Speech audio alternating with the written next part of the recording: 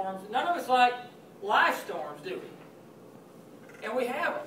We all have them. Matter of fact, we're promised to have them. It's part of life that things happen.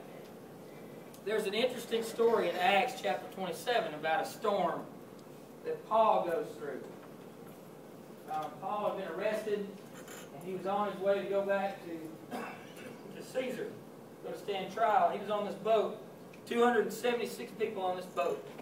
All these guards, I mean, they were tough guys, you know.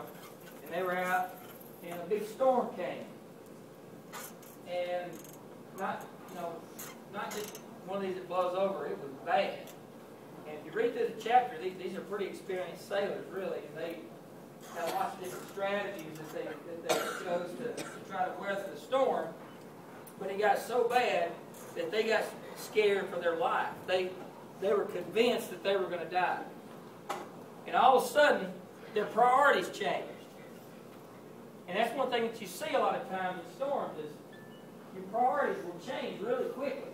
When things get tough, it all, everything lines up and you can see very clearly what's important and what's not. And one of the things they had to do, they started throwing overboard all their supplies because they wanted less weight. The weight was, I guess, sinking, holding the ship down as the waves would come overboard, would wash over it, and they were afraid that the ship was going to sink. So all of a sudden, all these supplies that they had on board weren't much of a priority anymore. They were wanting to live. And then they started throwing all the tackle overboard, all the equipment that was on the ship, and it was probably expensive stuff. And they threw it overboard too.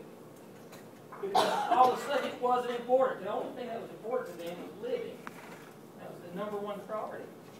And so when we face storms, could be any size, big ones or little ones, they're not always bad because storms can focus our priorities. They tell you really quickly what's important and what's not. I've been through storms, in my life, some of the worst storms I've ever been in. I look back on them and I'm thankful for them. I wouldn't want to go through them again, but one thing you notice real quickly is, a lot of stuff doesn't matter. You learn to prioritize things in your life, and sometimes maybe we get things out of priority and we forget that God needs to be number one. So sometimes the storm can be a good thing if it reminds us of that. As they kept going, the people were scared, and the soldiers, not only the prisoners, but the soldiers were scared. And so they start, gloom and doom, and they don't know what's going to happen, whatever. And it's kind of ironic that Paul was the one who actually had to be an encourager to them. He's a prisoner. And so, through this storm, Paul was able to share his faith with these soldiers and be an encouragement to them. And he had to, at one point stood up and said, "Hey, guys, listen, it's okay. We're not going to die. God has told me that we're going to be okay." And you can almost just sense, again, the priorities change, and now it's no longer, I'm going to guard these prisoners. It's, hey, we got to get out of this thing alive. We are in this together. And Paul was the one that got up and was able to show his faith. And maybe that's a lesson for us too in the storms that we face, that sometimes it's not about us. Remember the chapel we did a little while ago, talking about we're not the center of the universe. Not everything bad that happens around us is about us. Anybody ever heard anybody say that? "Oh man, all this stuff bad's happening to me. Why does this always happen to me? Why do I have this bad luck? Why?" Whatever. And it may not be about you at all. Sometimes that's how selfish we get, and prideful and arrogant, that we think that it's all about us. And it may not be. It might be about the person next to you. Or maybe about you being able to share your faith in God through the storm. Again, we've got to be careful how we look at things. The physical things are not always, there's always a spiritual element to these storms if we look for it. The last thing, and it kind of goes along with that, is during the storm that they talk about in Acts, when they finally figured out they ran ashore and they were fixing to, get off the ship, And you got to remember these soldiers, what their charge was. Their charge was to protect these prisoners and keep them guarded. And if they let them go, what would happen to the soldiers? They'd get executed. And so they weren't about to let that happen. So what they did, they started talking among themselves, and they said, hey, we're going to get off this ship. These guys, these prisoners may run off, and it ain't going to be, it's either them or us. We're going to kill them.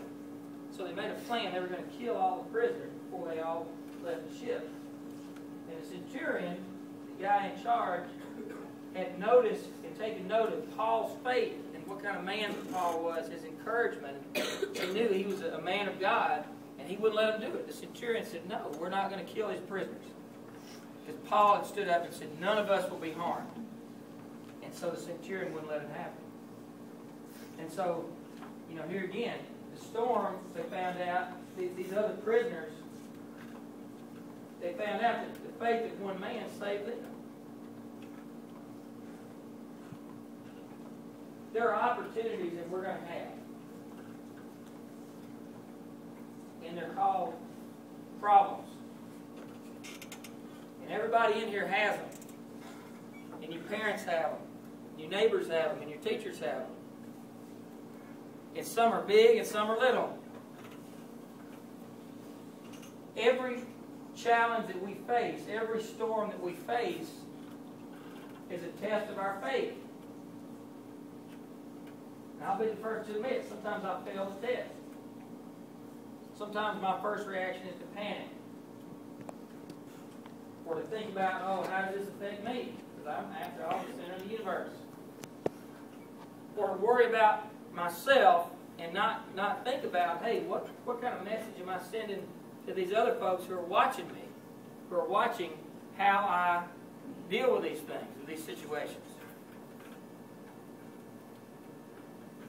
Storms are going to come. One of my favorite verses is Psalms 46:1. God is our refuge and strength, a very present help in trouble. I've been through stuff, you know, and that verse just comes to my mind. When we were in Birmingham, you know, our son was sick, didn't know if he was going to make it. That verse was one of the verses that sustained me. They were wheeling me down the hall to put in my pacemaker, you know, a little nervous. That's one of the verses that came to my mind. The idea of a refuge, place of safety, strength through weakness. That's comforting. That will sustain us. I hope we don't have any problems today, or tomorrow, or the next day. But chances are, everybody in this room at one point or another is going to face a storm that you think is overwhelming. It's going to be something that you cannot overcome on your own. It's going to be something that will sink the ship if you're the one in control. And the message that God has for you is to keep faith in Him. That He is our refuge and strength, a very present help in trouble. I believe that God spends time building us, and refining us, and preparing us. And then, for our own good sometimes, or for the good of others, we have to go through things. We have to go through these tests. We have a choice on how we face them. We're going to do it on our own, or we're going to look to people like Paul and the example that he set, his faith. If we do that, if we face these storms with faith in God, then God will bring us through. He can even help others. And He can use that as part of His bigger plan. So the next problem you face, big one or little one, just remember that. God is our refuge and strength, a very present help in trouble.